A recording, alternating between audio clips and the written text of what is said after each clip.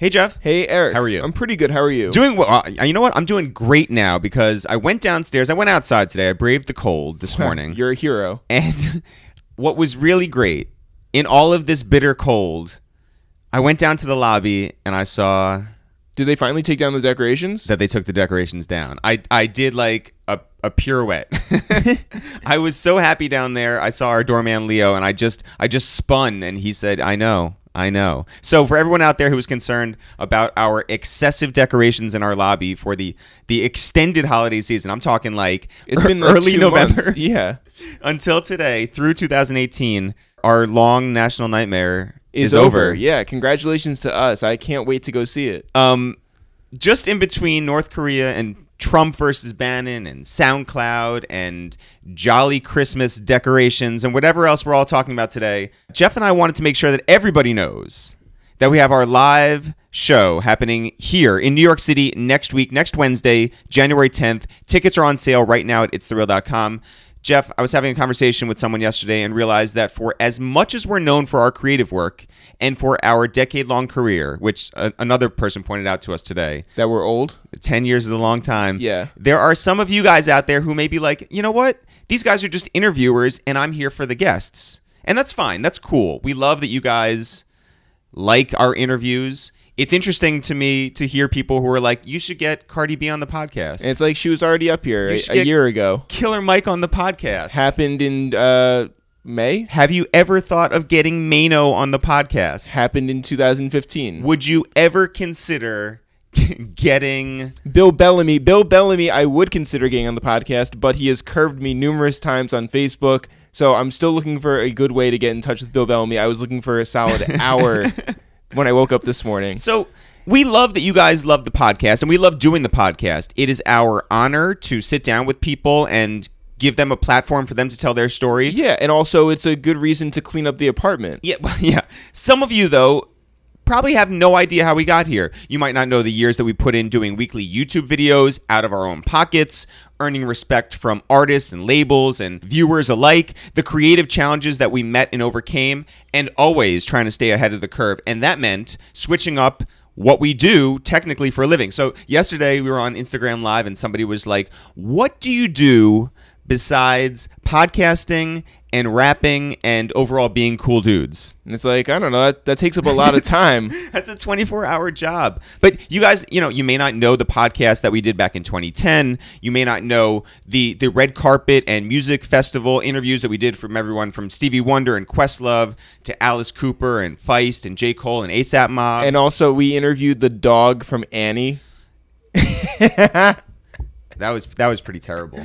Just real quick. That was the low point of our career. That was the worst thing that ever happened. We went to okay.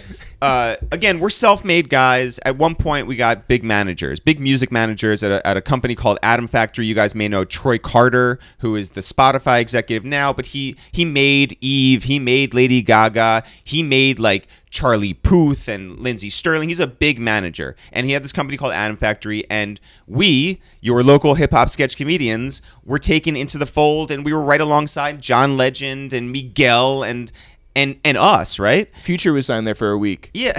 So we went there, and one of the first directives that they had for us, they were like, hey, you guys do these great absurdist interviews on the red carpets. They were like, we have invested in this bottled water company. Actually, there were two bottled water companies that they were competing investments. Both in-house. Yeah. And we were like, all right, we're with you. And so one was named like Hint and one was named like Other Water. Yeah, Other Water. So whatever. Other Water was sponsoring the red carpet for the premiere of the new Annie movie. Not the old Annie movie, the Will Smith and Jada Pinkett Smith and Jay-Z. Right, the one that we didn't see, but produced it was from like 3 or 4 years ago. If people were thinking, hey, were these guys at the premiere of Annie back in 1945? Right, we're old, but we're not that old. No. So we get this email, and it's like, would you guys be willing to do this red carpet? And remember, Will Smith and Jay-Z and all the actors in the movie, everyone's going to be walking this red carpet. Sure, we would love to do that, and we want to ingratiate ourselves to this new situation over at Adam Factory. Right. So we go down there, and it's here in New York City at the the Ziegfeld Theater. Yeah, right. And so it should be said, we had done MTV interviews before. We're very comfortable on red carpets. We know how this works. Yeah, you know how to flag people down and do all that. So we get there, and it's a very cold day, but it's sort of in this tent, and they put us down at the furthest end of this line. So we are the absolute last people you would have to see before just going into the theater. Right. So Angie Martinez, who we said hi to, gets like the prime spot for Extra or Access Hollywood, whoever she was working for, right? Yeah. Like everyone's gonna stop by and see Angie. We're at like where you go to like throw out your garbage. Yeah, like all the other water that you have to throw out. Don't bring it into the theater. Yeah, we'll hand it to Jeff, and he'll take care of it. We stood at the end of this line, and nobody would come over to us. Nobody had done any sort of production in terms of. It was just us. There was no the handler. The camera guy, right? Hey guys, we tried to get Jay-Z. We tried to get Ty. Like we were like calling out for like random Rock Nation executives who were passing by. Because that's the only people we wanted to talk to. Yeah, we didn't want to talk to anyone. Us. Yeah, come on over. And actors from the film and he says, I got Sandy. We're like, who is Sandy? Like Sandra Bullock? Yeah. Who is it? And it was a dog. Like the dog. So here's how the conversation with a dog works. It doesn't. It doesn't work. You have to get down low enough that the handlers who are behind the cameraman and are clapping at the dog, because that when they clap, then the dog will bark. The illusion is that the dog is going to be talking back to us, right? Snap, and the dog barks, and you cut it together, and it's cute. Guess what?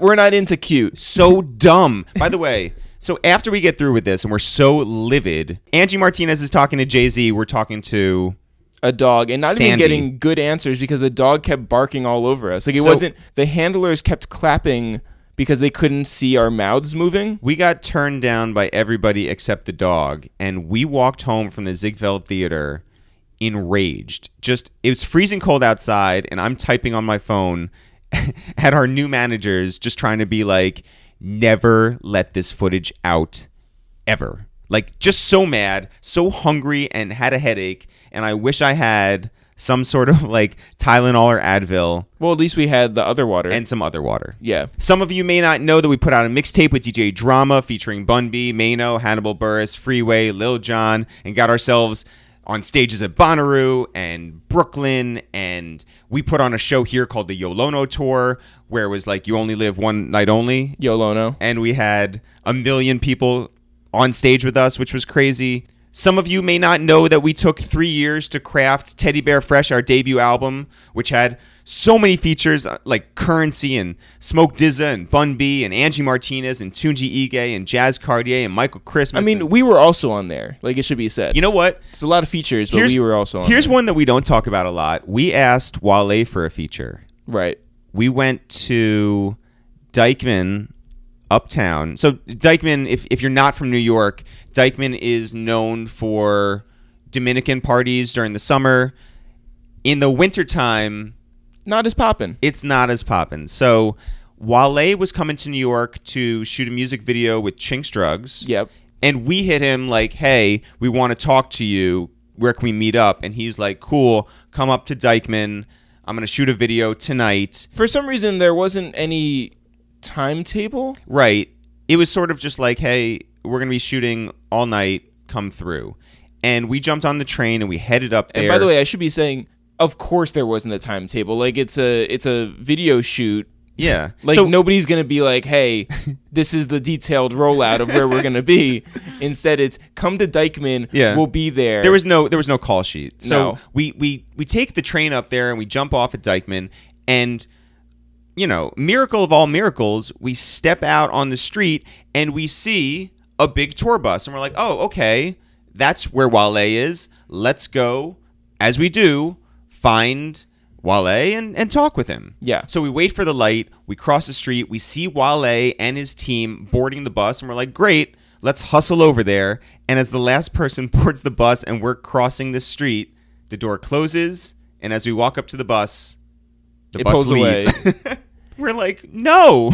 We don't have Wale's number. Not at that time. No.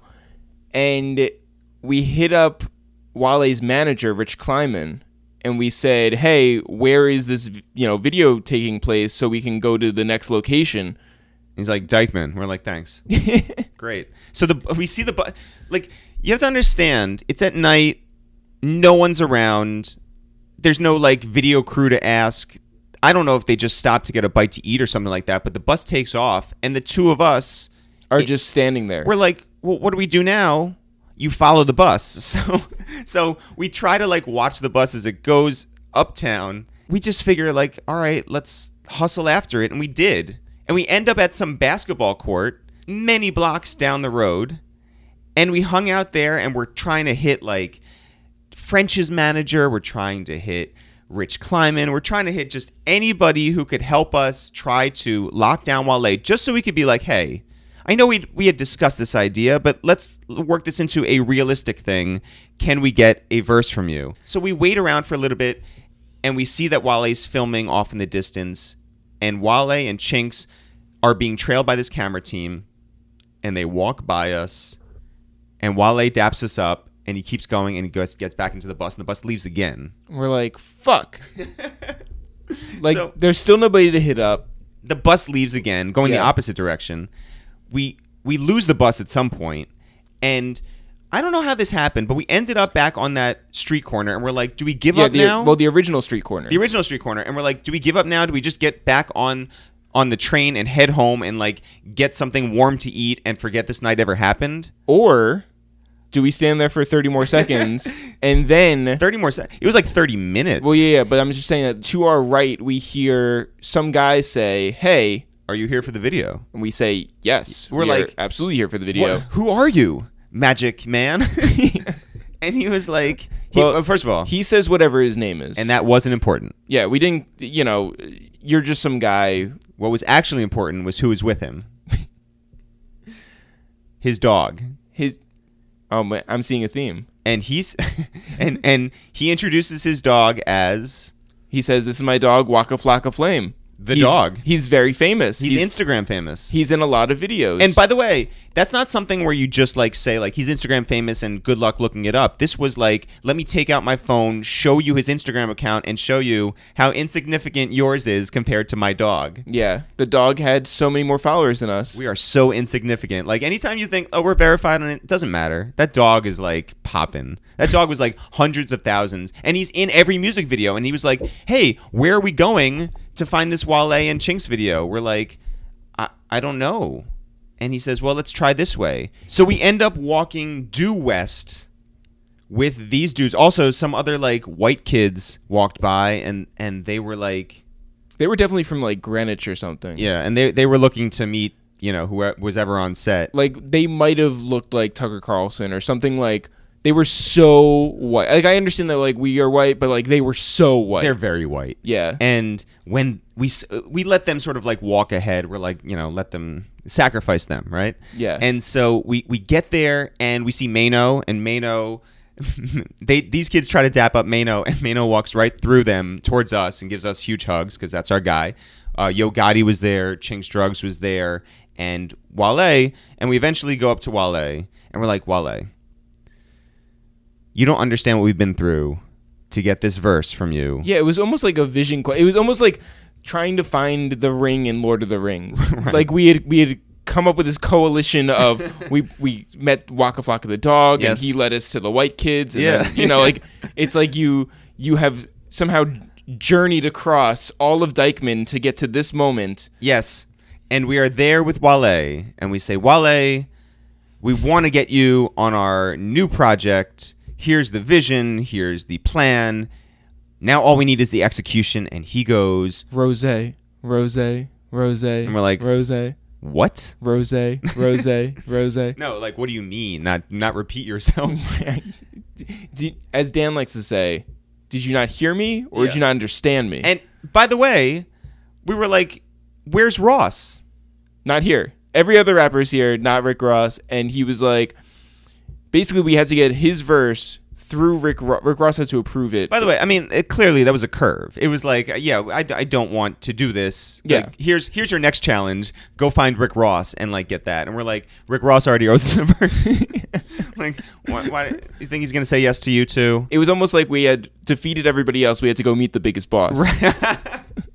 So some of you guys may not know that for this podcast, A Waste of Time with It's The Real, we book, we engineer, we edit, we publicize, we craft the best, most consistent podcast in the game from our own apartment. Maybe people haven't heard this story. Have we told the FBI story before? Not here. We've only told it at like Thanksgiving. Yeah. When I don't know. Sometimes people do ask. They're like, "Well, have you guys ever had any interactions with like the law?" And we're like, well, one time it was an off year. 20 could have been 2011. Let's call it 2011. Yeah, it was a prime number. Yes. And it was a good year because Obama was in office. Yeah, I remember that. It was everything was good. The sun was shining. We had already gone. We're good voters. We had already voted at our local elementary school. We saw a bunch of Jews there. The birds were chirping in the trees. That's right. And we had done our job. So we get a knock on the door. The way our apartment is set up, it's a big U. So we have technically two front doors. Yeah. One from my bedroom, one from the living room. And both are for where we get the drugs. And so there's a knock on the door, and we're like, we've done our voting, we've done our drugs, we're all set. Yeah. We don't need to answer the door. We're going to pretend like Halloween that no one's home. Right. And that's usually fine. And something slides under the door, and I assume it's like, a Chinese menu or something like that. And I look down, and it's a business card sized. It's like a card. Yeah, it's like a manila folder, but like shrunk down to the size of a business card. Yeah, it's like Downsizing, the movie Downsizing, guys. Yeah, that's in theaters with Matt Damon. Don't see it. Don't see it. It's not that good. So I look at this card, and it has the insignia of the FBI, the Federal Bureau of Investigation there. And I'm like, well, this is weird. And I hear the footsteps go down the stairwell. Right, because G-men don't take the elevator. That's right. I open this up. It's printed on there. The FBI has stopped by. We'd like to talk to you about an issue. And on the other side, it says Agent Mayo. Agent Mayo, not our friend Greg Mayo, or Gary Mayo, as he has been called on the internet, yeah. who produces all of our music. Yeah. Shout out to Greg, not This Gary. This is Agent Mayo of the FBI. And I look at this, and look, you slide that under my door.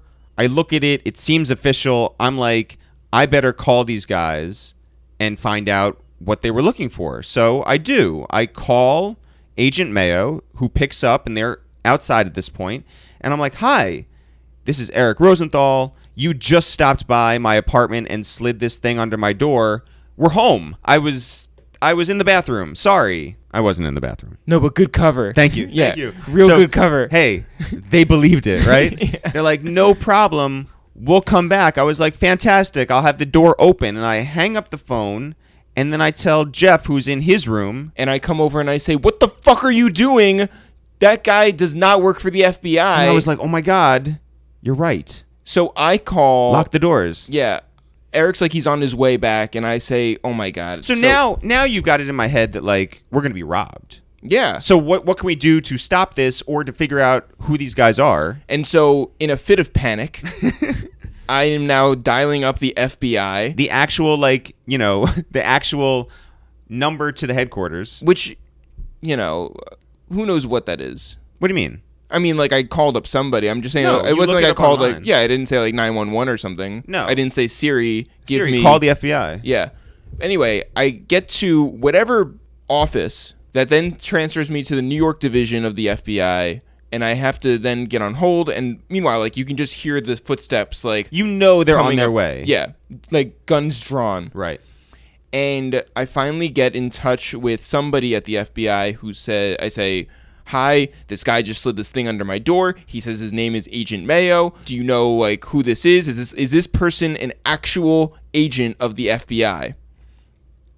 And I get a pause, and the response is, we cannot confirm, but we won't deny.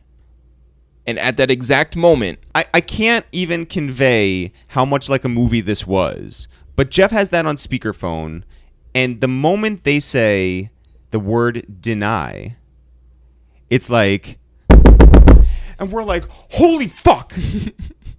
So we're reassured that at least this guy does work for them. So what we should have done is ignored it.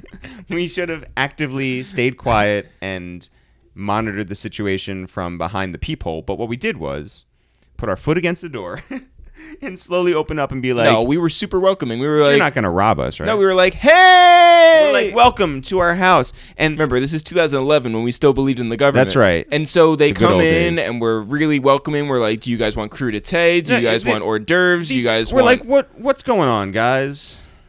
You're the feds.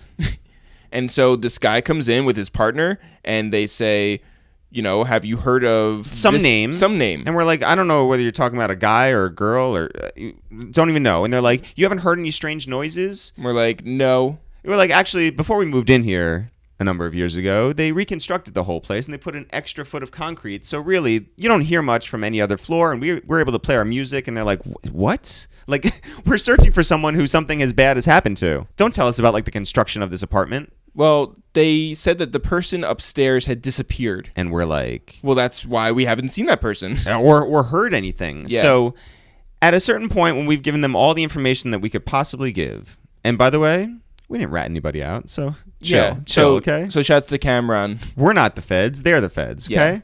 Yeah. They were like, all right, so what do you guys do for a living? And we said, wait until we put out this episode right before our SOB's show here in New York. Hey, get your tickets at ItsTheReal.com right now because we're going to be telling lots more stories on stage like this. Some of you may not know that we are a two-person operation, that we live and die off every small decision we make, that we agonize over the order of episodes, that we turn down money-making opportunities because we refuse to be sellouts. What we do is stay true to us and hopefully you guys, and we hope that you see our work ethic, our track record, and our results and feel like we're doing it right. We are creatives like Joe Budden, and we create like Joe Budden. And we are unemployed like Joe Budden. But we cannot do everything ourselves, so that's why we turn to you guys. We hope that you will support us in our adventures across this country, and the next one happens to be next Wednesday at SOB's here in New York City.